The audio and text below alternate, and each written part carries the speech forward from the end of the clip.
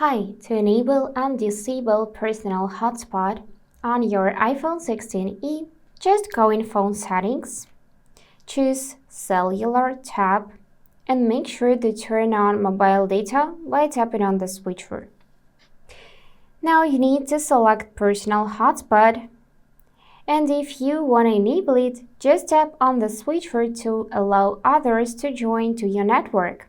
As you can see, we need to turn on Wi-Fi, or we can use Bluetooth and USB only. I'm gonna pick turn on Wi-Fi, and now hotspot is on. If needed, you can change password by tapping here and entering something else. And to disable hotspot, tap on the switcher like that so it will be white and won't drain your battery.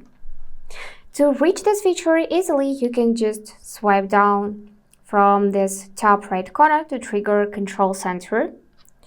And now you need to click on this square tab to find Personal Hotspot. So if you click it once, you will turn it on. If you click it again, you'll see status off, meaning it is disabled. And that's it for today. If this video was helpful, please subscribe, like, and comment. And I wish you all the best. Bye bye.